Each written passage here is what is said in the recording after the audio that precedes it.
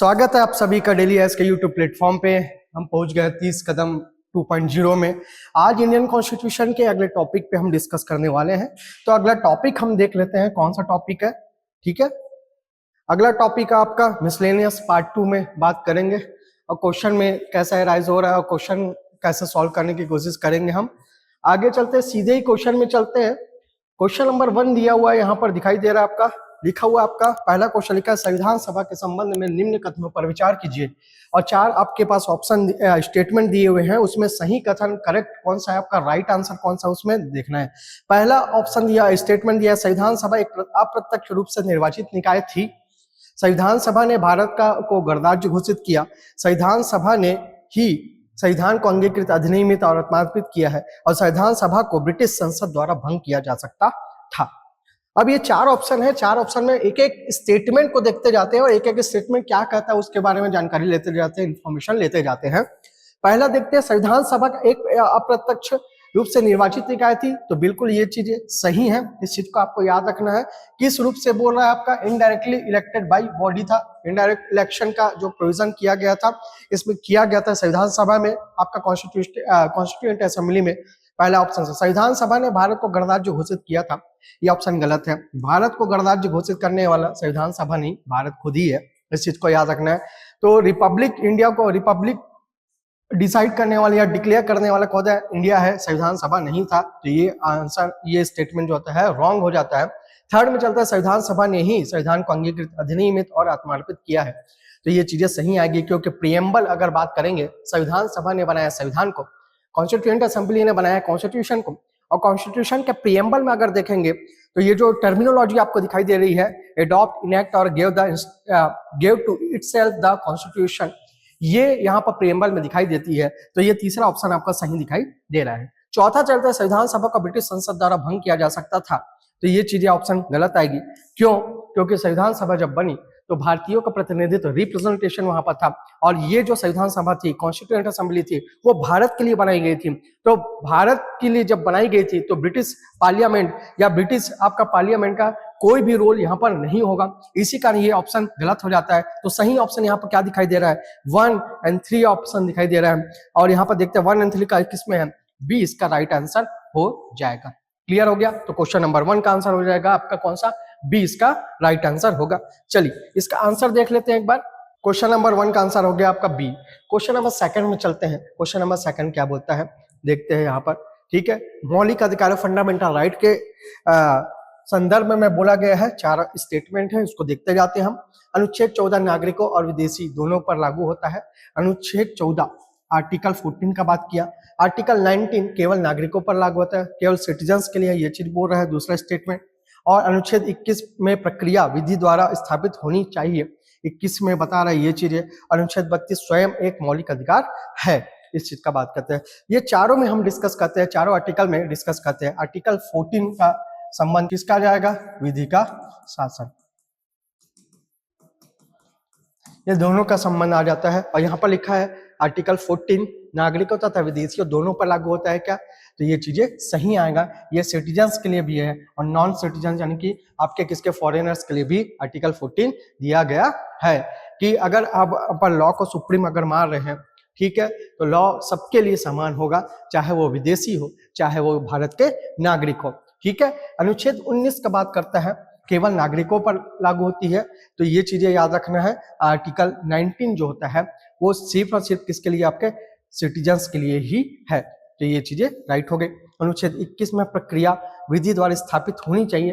अनुच्छेद 21 का संबंध किससे, आपका प्राण एवं दैहिक स्वतंत्रता, प्राण और दैहिक स्वतंत्रता से है, आ जाएगा आपका स्वतंत्रता से आ जाएगा। और इसका संबंध किससे, आपका प्रोसीजर स्टेब्लिश बाई लॉ से आ जाएगा, तो ये भी ऑप्शन सही आ गया। आर्टिकल 32 यानी अनुच्छेद 32 स्वयं एक मौलिक अधिकार है, क्योंकि हम जानते हैं मौलिक अधिकार यानी कि फंडामेंटल राइट का जो रिलेशन है आर्टिकल 12 से आर्टिकल 35 तक है, और ये पार्ट 3 का हिस्सा है। पार्ट आ गया, ये भाग 3 का हिस्सा है। भाग 3 का जो हेडिंग है वो आपका फंडामेंटल राइट है, और फंडामेंटल राइट आर्टिकल 12 से आर्टिकल 35 तक का मैटर आता है। तो आर्टिकल 32 स्वयं में एक मौलिक अधिकार है, क्योंकि आर्टिकल 32 में रिट्स की बात की गई है। किसकी बात की गई है? रिट की बात की गई है, जो कि रिलेटेड है सुप्रीम कोर्ट और हाई कोर्ट से। इस चीज को आपको याद रखना है। हाई कोर्ट का अगर बात करेंगे तो हाई कोर्ट से रिलेटेड आ जाएगा आर्टिकल 226। तो यहाँ पर आपको चार ऑप्शन जो होते हैं दिखाई दे रहे हैं वो सही है, तो आपका ऑप्शन जो आ जाएगा वो आपका ऑप्शन नंबर डी इसका राइट आंसर होगा क्वेश्चन नंबर 2 का। क्लियर हो गया? चलिए चलते हैं और इसका आंसर देख लेते हैं क्वेश्चन नंबर 2 का। क्वेश्चन नंबर 2 का आंसर आ जाएगा डी। क्वेश्चन नंबर 3 में चलते हैं। क्वेश्चन नंबर 3 में चलते हैं और देखते हैं आपातकालीन उपबंधों के संबंध में बोलता है, इमरजेंसी प्रोविजन से रिलेटेड मैटर दिया हुआ है। इसमें चार ऑप्शन में देखते हैं। राष्ट्रीय आपातकाल युद्ध, बाह्य आक्रमण और सशस्त्र विद्रोह पर लगाया जा सकता है। ठीक है, तो पहला ऑप्शन दिखाई दे रहा है नेशनल इमरजेंसी का केस बताता है। तो नेशनल इमरजेंसी से रिलेटेड आर्टिकल जो होता है आर्टिकल 352 है। इस चीज को याद रखना है। 352 का रिलेशन नेशनल इमरजेंसी से है, राष्ट्रीय आपातकाल से है, और इसके लिए 3 कंडीशन बनाए, टर्म्स एंड कंडीशन बनाए गए हैं। पहला चीज बोला गया आपका वॉर में, दूसरा एक्सटर्नल एग्रेशन में, और आर्म रिबेलियन के केस में आपका नेशनल इमरजेंसी लगाई जा सकती है। आर्टिकल 352 में इसका मैटर बताया गया है। ये ऑप्शन सही आ जाएगा। राष्ट्रपति शासन की घोषणा न्यायिक समीक्षा से पूर्णतः बाहर है अगर बोलता है। राष्ट्रपति शासन यानी कि बोला गया है प्रेसिडेंट रूल के बारे में बात करता है। प्रेसिडेंट रूल यानी कि आर्टिकल 356 का मैटर बताता है। प्रेसिडेंट रूल को और क्या चीज बोला जाता है? तो आपको याद रखना है आपका कॉन्स्टिट्यूशनल इमरजेंसी का बात किया जाता है। ठीक है, कॉन्स्टिट्यूशनल इमरजेंसी संवैधानिक आपात का बात किया जाएगा, और इसी को ही क्या बोला जाता है? स्टेट इमरजेंसी यानी कि राज्य आपात भी बोला जाता है। तो यहाँ पर बोला जाता है क्या ये जुडिशियल रिव्यू से बाहर है? तो एक चीज याद रखना है, ये जुडिशियल रिव्यू यानी कि न्यायिक समीक्षा से बाहर नहीं है। तो एक यहाँ पर पता चल गया कि ऑप्शन जो 2 है वो गलत आ जाएगा। ये अगर यहाँ पर लिखा है न्यायिक समीक्षा हो सकती है तो यहाँ पर ये राइट आंसर होता, लेकिन ये बाहर है बोल रहा है तो ये राइट आंसर नहीं होगा। तीसरा ऑप्शन देखते हैं। वित्तीय आपातकाल यानी कि फाइनेंशियल इमरजेंसी अब तक कभी भी घोषित नहीं किया गया, ये बिल्कुल राइट आंसर है। इंडिया में फाइनेंशियल इमरजेंसी, और इस फाइनेंशियल इमरजेंसी का रिलेशन आर्टिकल 360 से है, इस चीज को याद रखना है। और इंडिया में आज तक कभी भी फाइनेंशियल इमरजेंसी नहीं लगाई गई है, तो ये ऑप्शन सही आ गया। राष्ट्रीय आपातकाल नेशनल इमरजेंसी में मौलिक अधिकार स्वतः निलंबित हो जाते हैं, इस चीज को बोलता है। तो एक चीज को याद रखना, ये चीजें पूरा गलत हो जाएगा। स्वतः निलंबन का नेशनल इमरजेंसी का अगर मैटर को बोलेगा तो आर्टिकल 19 से रिलेटेड जो मैटर आ जाएगा, फंडामेंटल राइट आ जाएगा, वो स्वतः निलंबित हो जाते हैं। पूरा का पूरा फंडामेंटल राइट स्वतः निलंबित या सस्पेंड नहीं होता है। तो आपका चौथा ऑप्शन पूरा गलत हो जाएगा। तो ऑप्शन जो सही दिखाई दे रहे हैं, पहला ऑप्शन सही है और तीसरा ऑप्शन यहाँ पर सही दिखाई दे रहा है। तो पहला और तीसरा यानी कि इसका आंसर हो जाएगा आपका कौन सा? ए इसका आंसर होगा क्वेश्चन नंबर 3 का। क्लियर हो गया? चलिए इसका आंसर देख लेते हैं। क्वेश्चन नंबर 3 का आंसर देखते हैं, ए इसका आंसर है। क्वेश्चन नंबर 4 पे चलते हैं। क्वेश्चन नंबर 4 क्या बोलता है? राज्य के नीति निर्देशक तत्वों के बारे में बात करता है। Directive principle of state policy की बात करता है। Directive principle of state policy, state की पॉलिसी के लिए डायरेक्टिव प्रिंसिपल का बात करता है। तो यहाँ पर देखते हैं, यह संविधान के भाग 4 में नहीं थे, भाग 4 में नहीं था। This are contained in a part 4 of the constitution. तो इस चीज को आपको याद रखना है, पार्ट 4 से रिलेशन। पार्ट 4 अगर बोलेगा तो पार्ट 4 का रिलेशन आ जाएगा आपका डीपीएसपी से आ जाएगा। लेकिन पार्ट 4A जहां पर बोल दिया, पार्ट 4A बोल दिया, तो इसका रिलेशन आ जाएगा फंडामेंटल ड्यूटीज यानी कि मौलिक कर्तव्य से आ जाएगा, मौलिक कर्तव्य से आ जाएगा। अब डीपीएसपी की बात करते हैं। ठीक है, डीपीएसपी का अगर बात करेंगे तो आर्टिकल कौन कौन से कवर करेगा? 36 से 51 आर्टिकल तक का कवर करेगा डीपीएसपी पार्ट 4। और पार्ट 4 का ए अगर बोलेंगे तो यहीं पर ही आ जाएगा 51 का ए, ये आर्टिकल को कवर करेगा। कौन सा? आपका मौलिक फंडामेंटल ड्यूटीज है। बात हो रही है किसकी? डीपीएसपी के, directive principle of state policy की बात हो रही है। तो यहाँ पर लिखा है यह संविधान के भाग 4 में नहीं थे, भाग 4 में, पार्ट 4 में बताया गया, ये बिल्कुल सही है। इनका उद्देश्य सामाजिक, आर्थिक और लोकतंत्र स्थापित करना है। The objective is to establish the social and economical democracy, स्थापित करने, स्टेब्लिश करने का बात करता है। तो बिल्कुल याद रखना, बात ही ये कर रहा है कि directive principle state policy state की रिस्पॉन्सिबिलिटी को बताता है, स्टेट को क्या करना चाहिए। तो स्टेट का रिलेशन किससे है? सोसाइटी से है। सोसाइटी को कैसे बनाए? वेलफेयर बनाने के लिए। तो ये चीजें भी सही आ जाएंगे। आपका ऑप्शन नंबर जो स्टेटमेंट नंबर 2 है वो भी राइट होगा। ये न्यायालय द्वारा प्रवर्तनीय है, they are enforceable by the court अगर बोलता है तो एक चीज एकदम ध्यान से बात को याद रखना है कि अगर डीपीएसपी का अगर बात होता है तो डीपीएसपी इनफोर्सेबल कोर्ट में नहीं है, इस चीज को याद रखना है। इसका नॉर्मल सा अगर मीनिंग निकालेंगे अगर, तो इसका मतलब है कि आप इसके इस बेसिस पे कोर्ट में आप चैलेंज नहीं दे सकते कि डीपीएसपी का हनन हुआ है, आपका एबोलिश किया गया है या फिर आपका वायलेशन होता है, ठीक है, एबोलिश कर दिया कोई मैटर को या फिर वायलेशन हो रहा है, उल्लंघन हो रहा है डीपीएसपी का, तो इसको बेसिस मान के आप कोर्ट में चैलेंज नहीं या याचिका दायर नहीं कर सकते हैं। इसका मतलब यही है। और ये यहाँ पर लिखा क्या है, ये न्यायालय में परिवर्तनीय है, यानी कि आप कोर्ट में चैलेंज दे सकते हैं, तो ये बात बिल्कुल गलत हो जाएगी। कोर्ट में चैलेंज देने की अगर बात की जाएगी, जो इन्फोर्सेबल मैटर आ जाएगा, जो इन्फोर्स किया जाएगा कोर्ट में, वो मैटर आ जाएगा कौन सा, आपका फंडामेंटल राइट। ना ही डीपीएसपी से रिलेटेड मैटर को आप कोर्ट में इन्फोर्स कर सकते हो, ना ही आपका फंडामेंटल ड्यूटी से रिलेटेड कोर्ट में इन्फोर्स किया जा सकता है।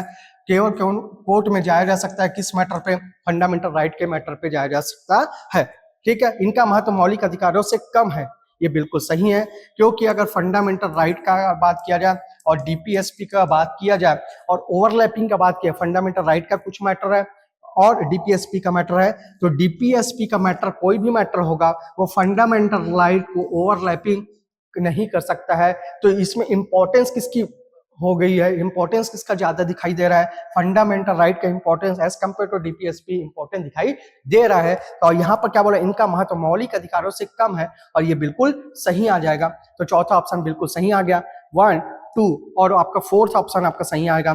इसका मतलब आंसर आ जाएगा बी ऑप्शन 1, 2, 4। क्लियर हो गया यहाँ तक का बात क्वेश्चन नंबर 4 का। चलिए क्वेश्चन नंबर 5 में चलते हैं। क्वेश्चन नंबर 5 क्या बोलता है देखते हैं। क्वेश्चन नंबर 5 बोलता है प्रेसिडेंट के इलेक्शन से रिलेटेड मैटर को बोलता है, regarding the election of the president. राष्ट्रपति चुनाव अनुपातिक प्रतिनिधित्व प्रणाली से होता है, ये पहला चीज याद रखना। मनोनीत सांसद राष्ट्रपति चुनाव में मतदान करते हैं। दूसरा स्टेटमेंट, राज्यों के विधायक समान मत मूल्य के साथ मतदान करते हैं। और चौथा ऑप्शन दिखेगा मतदान गुप्त, मतदान जो होता है वो गुप्त मतदान द्वारा होता है।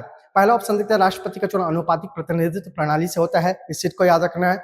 तो इसमें बोला सिस्टम ऑफ प्रोपोर्शनल रिप्रेजेंटेशन, तो बिल्कुल याद रखना है। प्रेसिडेंट के इलेक्शन के बारे में अगर बात करेंगे तो यहाँ पर याद रखना है आपका प्रोपोर्शनल रिप्रेजेंटेशन, आपका सिस्टम का पीआरएस का बात किया जाता है आपका, इसको याद रखना है, ठीक है।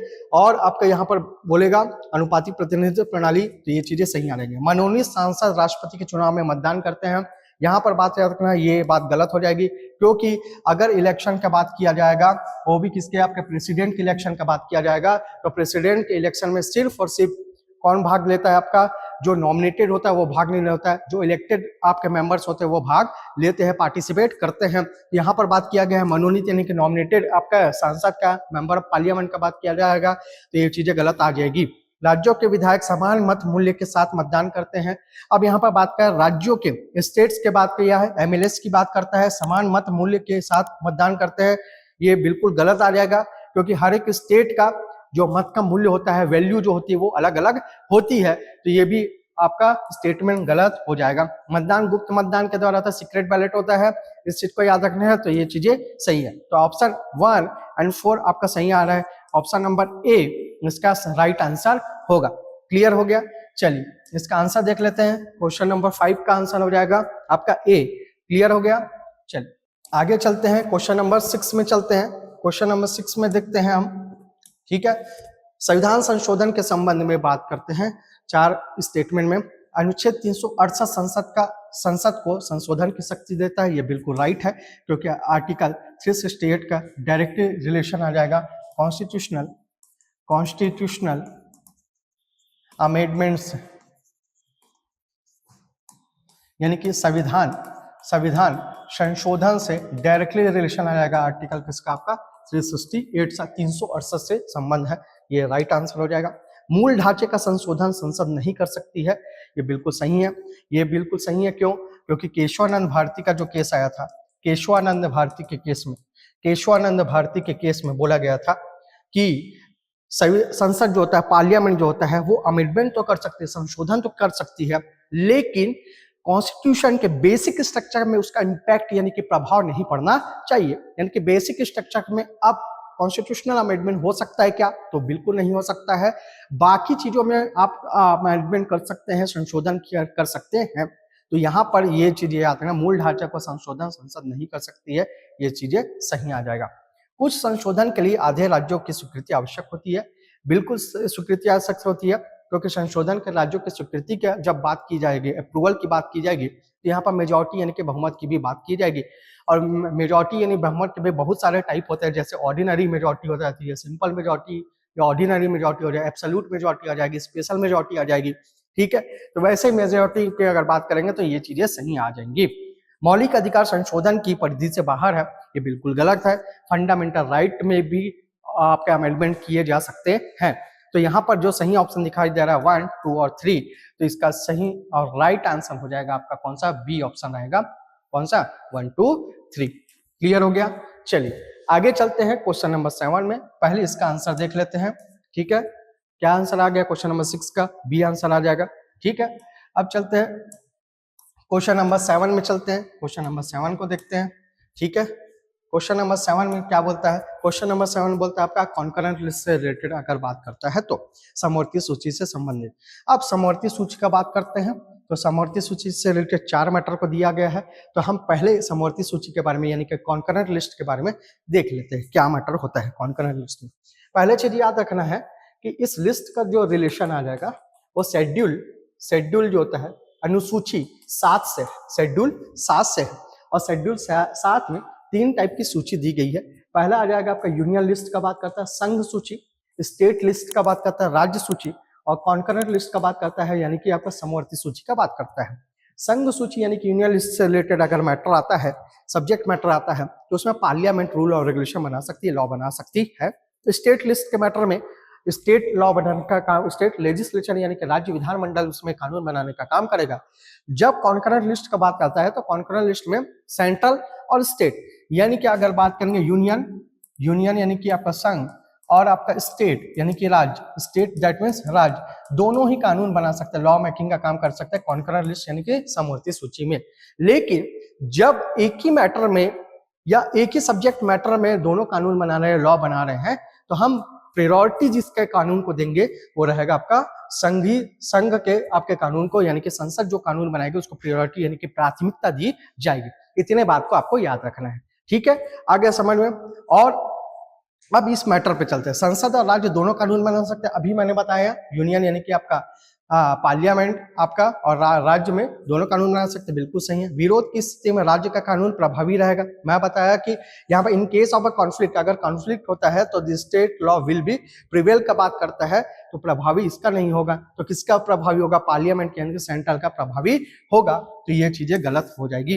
राष्ट्रपति की सहमति से राज्य का कानून लागू रह सकता है, बिल्कुल ये चीज याद रखना। इन केस ऑफ इमरजेंसी, आपातकाल की स्थिति में आपराधिक विधि मूल संविधान में समवर्ती सूची में थी, और ये भी चीजें सही है, इस चीज को याद रखना। तो 1, 3 और 4 इसका ऑप्शन सही है। 1, 3 और 4 ऑप्शन दिखाई दे रहा है, कौन सा आपका? बी ऑप्शन सही होगा।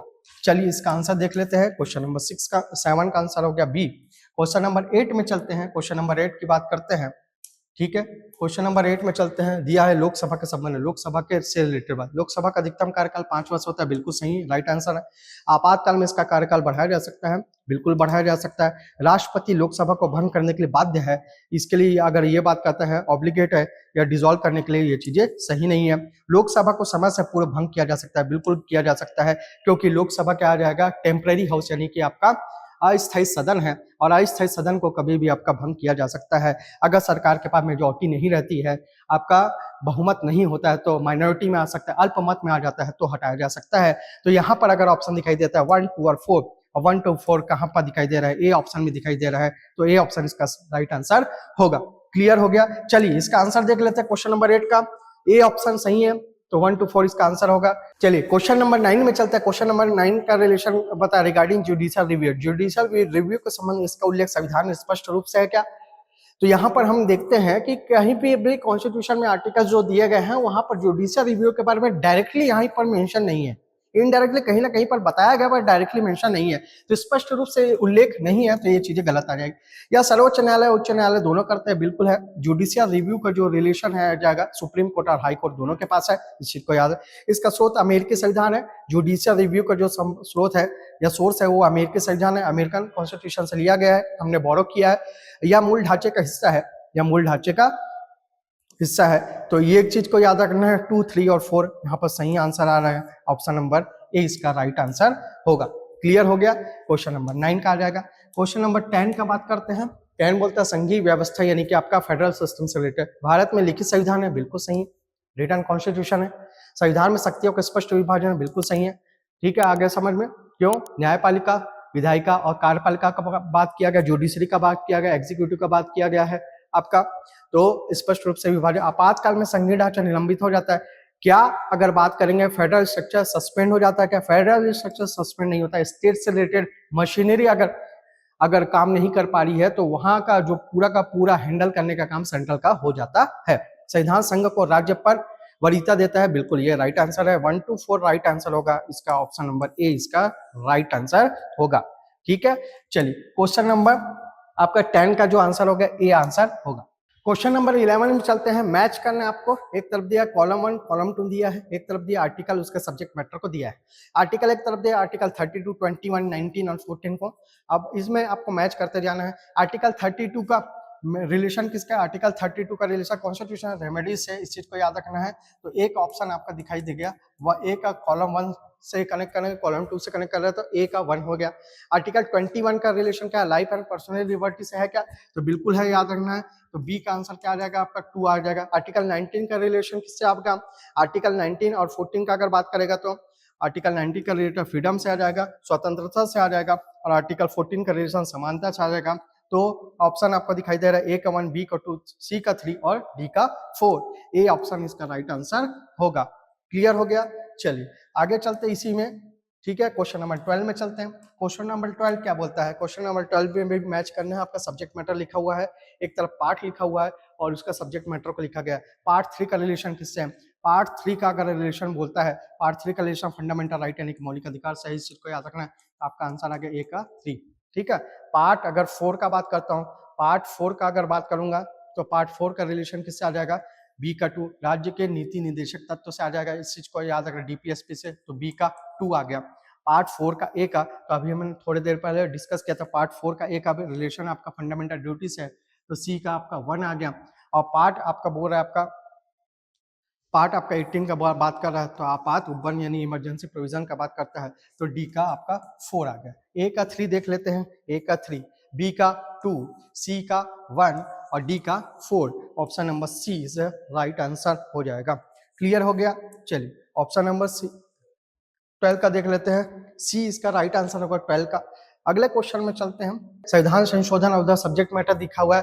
42 कॉन्स्टिट्यूशनल अमेंडमेंट का देखते हैं, मैटर को देखते हैं, तो इसका रिलेशन आ जाएगा आपका कौन सा? आपका फंडामेंटल ड्यूटी से आ जाएगा, तो ए का आंसर आ जाएगा आपका 2।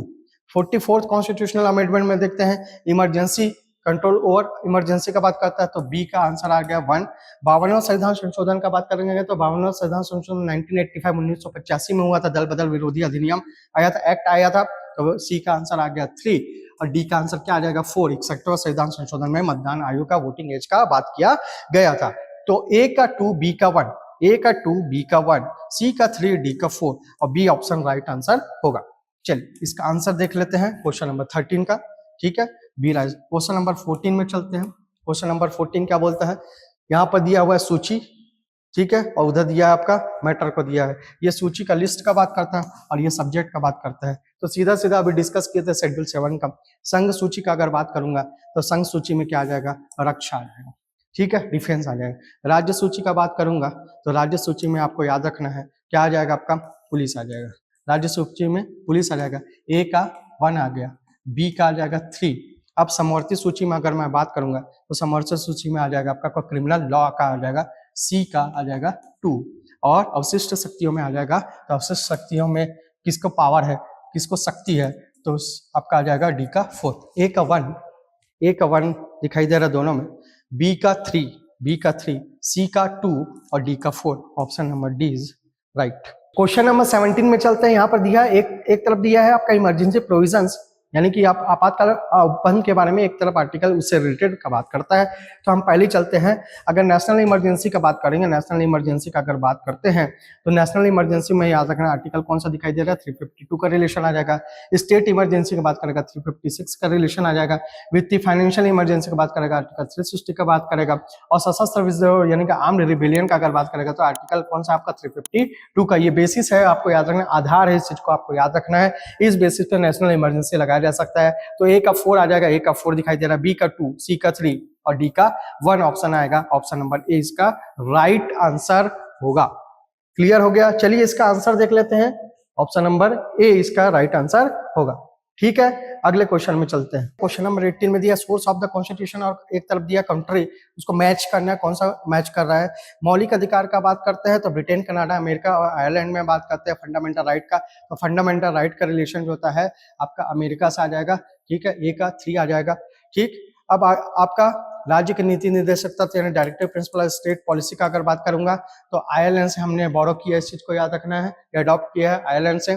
ठीक है, आपका ए का आ गया आपका 3 और बी का क्या आ जाएगा आपका 4। सी का यानी संसदीय प्रणाली यानी कि पार्लियामेंट्री सिस्टम को ब्रिटेन से हमने अडॉप्ट किया है, आपका सी का 1 आ जाएगा। और संघीय ढांचा यानी कि फेडरल स्ट्रक्चर को बोलेंगे तो आपका कहां से आ जाएगा, आपका कनाडा से आ जाएगा। तो इसका राइट आंसर आपको क्या दिखाई दे रहा है, सी ऑप्शन राइट होगा।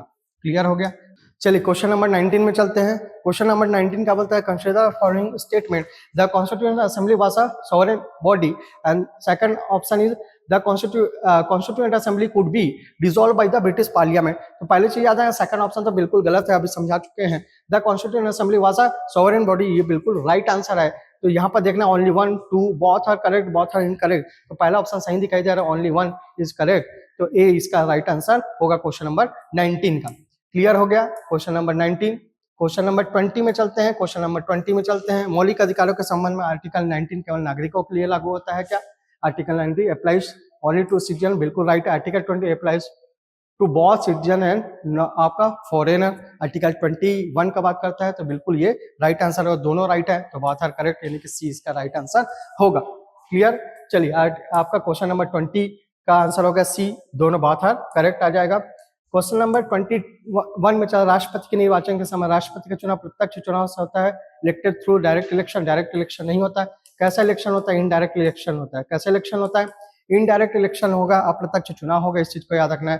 ठीक है, the parliament president is elected through system of the proportional representation, तो ये चीजें सही आ जाएगा। तो यहाँ पर ऑप्शन 1 गलत है, दूसरा सही है, तो ओनली 2 इसका राइट आंसर होगा क्वेश्चन नंबर 21 का। क्वेश्चन नंबर 21 में देखते हैं आपका B is the right answer. ठीक है, क्वेश्चन नंबर 23 में चलते हैं। क्वेश्चन नंबर संघीय व्यवस्था यानी कि regarding the federal system, Bharat में कठोर संघीय व्यवस्था है क्या, रिजिड है क्या, फेडरल सिस्टम है क्या। रिजिड के साथ साथ फ्लेक्सिबिलिटी भी दिखाई देती है आपको, तो ये चीजें नहीं आ जाएगा। During an emergency India become neutral, ये बिल्कुल राइट आंसर है, इसका सही आंसर आ जाएगा, ओनली बी इसका सही आंसर होगा क्वेश्चन नंबर 22 का। क्वेश्चन नंबर 23 में चलते हैं। न्यायिक समीक्षा के संबंध में देखेंगे। ठीक है, न्यायिक समीक्षा के संबंध में देख रहे हैं तो पहले उल्लेख स्पष्ट रूप से संविधान में किया गया है, बिल्कुल नहीं है, क्योंकि किसी आर्टिकल में डायरेक्टली आपका मेंशन नहीं है, इनडायरेक्टली कहीं ना कहीं पर बताया गया है, इसी कारण एग्जैक्टली यहाँ पर बताया नहीं गया।